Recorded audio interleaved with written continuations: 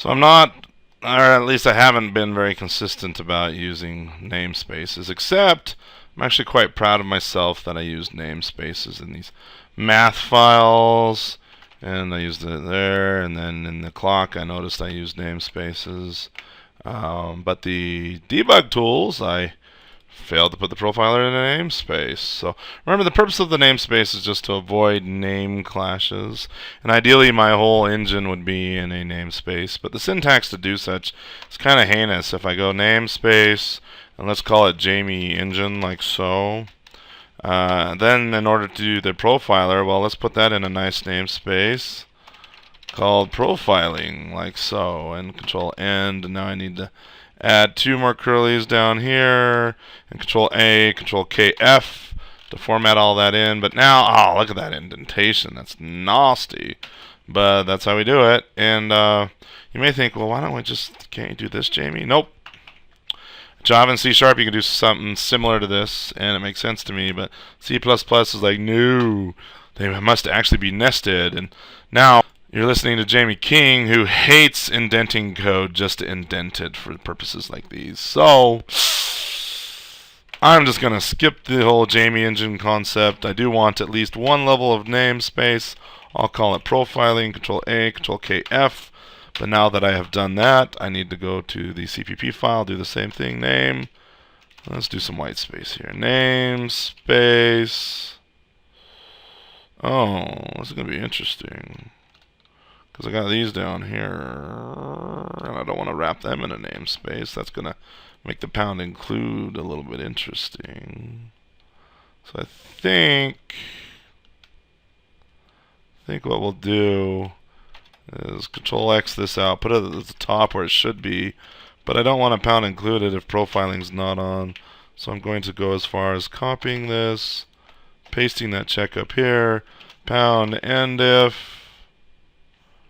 and then I should be consistent. I notice some programmers do this to kind of say, hey, this end if goes with this check, which I think is fair. Namespace. Now the namespace I want, what did I call it? Profiling? I called it profiling. So let's call it profiling. Enter, curly, control end, curly, enter, control A, control KF. And that indents all my code one level. I'm not sure how I feel about that, but whatever. Now I at least have a namespace, and I'm consistent with the rest of my engine. And that's good for profiling. We did the math already. Timing's good. Miscellaneous, we have this typedefs now. What should we call it? What should we call it? This right now this is global. Anybody who includes this typedefs file, either intentionally or unintentionally via another include, is going to have uint be pound defined to an unsigned int. So it's very nasty of me to not put this in a namespace. So let's call it namespace JE for Jamie engine. That may or may not be a good choice. It may rub you wrong to say JE, because now people think it's the J namespace. Hey, this is the Jamie engine. This is my engine. Last I checked, I'm not going open source with this anytime soon. I'm just writing it for this series of videos, so I think I'll just stick with that for now. And that's my story. I'm sticking to it. But now everywhere I say uint, I need to prefix that with JE. Okay, but you may say, well, Jamie, just using JE uint up here. Well, yeah, but this is a header file. So anybody who pound includes this header file, I've pretty much brought into scope the uint type, which they may or may not want my version of uint to be scoped in. So in header files, I never use a using. You want to be explicit in here and scope these explicitly. All right, I just said explicit twice. Maybe that makes me sound intelligent. I don't know. Looking for more. Let's see if I can find uints. Uint. Sounds good. Now, in the compilation unit, after all the includes, I'm going to feel okay in here saying using JE uint, and that will scope all my uints in accordingly. Why do I feel okay doing that in the compilation unit? Because this is narrow scope. It's only for the scope of this one CPP file. Control-Shift-B. Let's build. Error. Get instance. Identifier not found. Did I screw something up here? Where's my get instance? Right here. It's public. Oh. I just made this profiling namespace.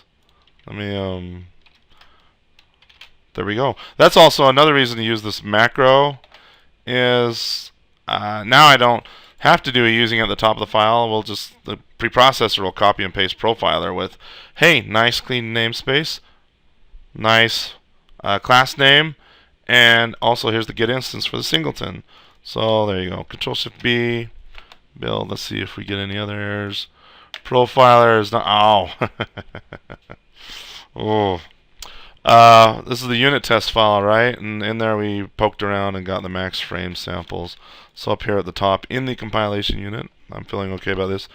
Using profiler, Control-Shift-B, build again, see what errors go. Build succeeded, Control-F5. Let's make sure all of our unit tests still pass. They do.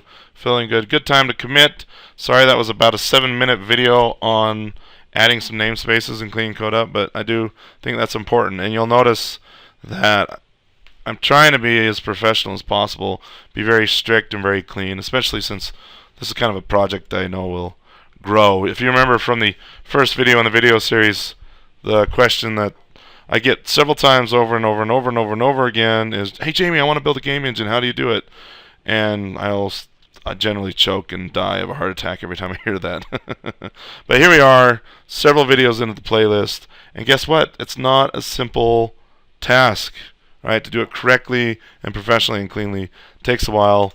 There you go.